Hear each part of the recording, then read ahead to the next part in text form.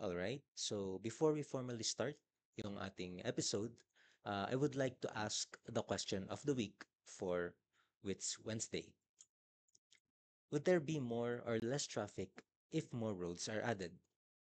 So ito yung question na sasagutin natin for this video sa ating first episode ng Wits Wednesday. So welcome to the first episode ng ating Wits Wednesday in which we will discuss topics that will stimulate your mind. So, yun nga, since in engineering, kailangan na meron tayong critical thinking as well as analysis. And for the first episode, we will discuss about the race paradox. So without further ado, let us begin. So this paradox is uh, known from Dietrich Brace. So he is a German mathematician known for this paradox. And he has centered on numerical treatment of elliptical differential equations and nonlinear approximation theories. So, bale, sa kanya nang galing itong paradox na to.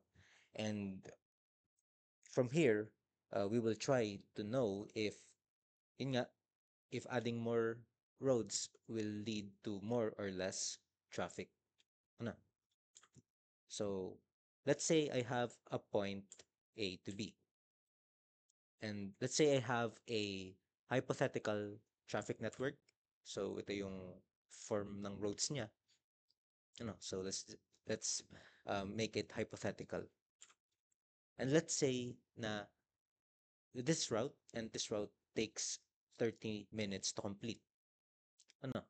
And this route takes t over 15 minutes to complete, in which t represents yung ating traffic, or preferably the number of cars or the number of drivers, in whichever way you interpret it. So normally, ito yung road na itatake mo. So on average, if you are the only driver, you would take about 45 minutes to reach point B from point A. But let's add a road. Ano?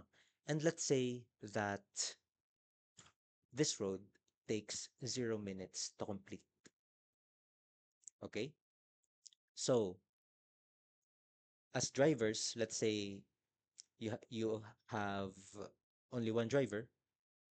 If you took this route, so illustrate natin siya.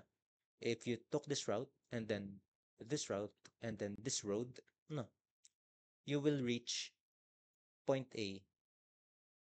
You will reach actually point B from point A in just 30 minutes.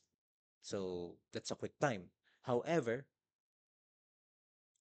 all the other drivers will be thinking of this route. Ano? So that's why consider natin na we increase the amount of drivers. Ano? So let's say the amount of drivers was 450. Therefore, the worst scenario would be 450 over 15 minutes would equate into 30 minutes.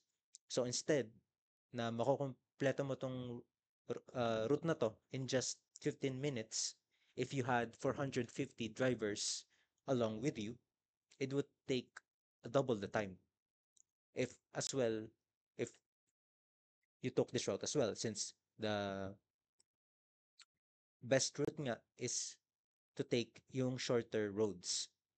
So on average, if yung amount of drivers is at least 450, that could be more. That could be more. You would still take 1 hour on average to reach point B from point A. So what is our conclusion here? The conclusion is that adding an extra road made the traffic worse. Since ayun nga, nagkaroon ng congestion towards yung road na dinagdag natin. And that is an application of yung ating Nash equilibrium. So what exactly is the Nash equilibrium? So may illustrate natin siya gamit yung ating prisoner's dilemma. So let's say I have two prisoners. So let's say magkakontsaba silang dalawa. Okay? And then the police decided to interrogate each of them separately. No? So tinanong sila na magkahiwalay sila. So they are in different rooms, and these are the scenarios that could happen, or these are the cases that would occur. So for the first case, both cooperate, therefore both receive a light sentence. Ano, so in yung unang case. The second case, one cooperates and one defects. Yung pag-defect niya is he would betray yung kanyang uh, accomplice. Ano? So the result would be the cooperator receives a heavy sentence while the defector is released. And considering yung ating case 2, since psychologically this is the best choice, dito na mapupunta yung ating third case, which is yung ating Nash equilibrium. In the case that both prisoners defect, since the other prisoner would know that there's a possibility that his accomplice might betray him. Ano?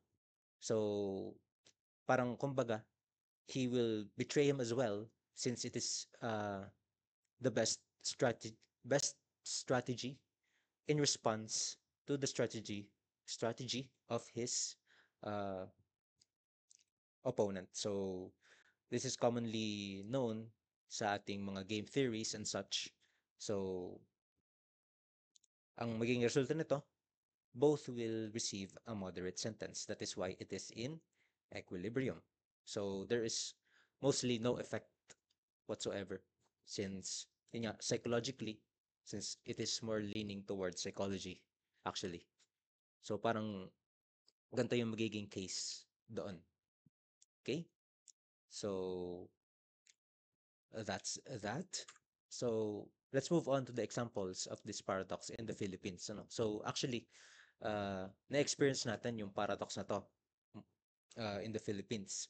And one example is in the Metro Manila Skyway Stage 3. Ano? Since nag-decide yung ating government to add a skyway, ano? It created a sort of induced demand in which mas nagamit yung road na to, ano, yung road na to instead of this road, which still negates the effect of reducing the traffic, and it created more traffic since I think this route would be shorter, no? And ayun nga, we also have the Urdaneta City one-way scheme, in which there's news about that. You can read that online if you look it up, in which Urdaneta City's new road scheme worsened traffic. So it's the same principle here. So parang ayun yung explanation doon. Okay? So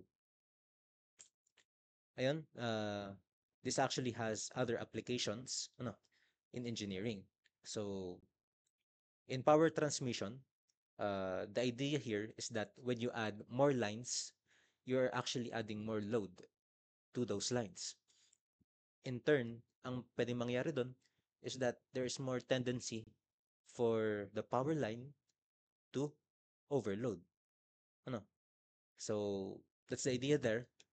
And for piping networks, this is more on fluid dynamics.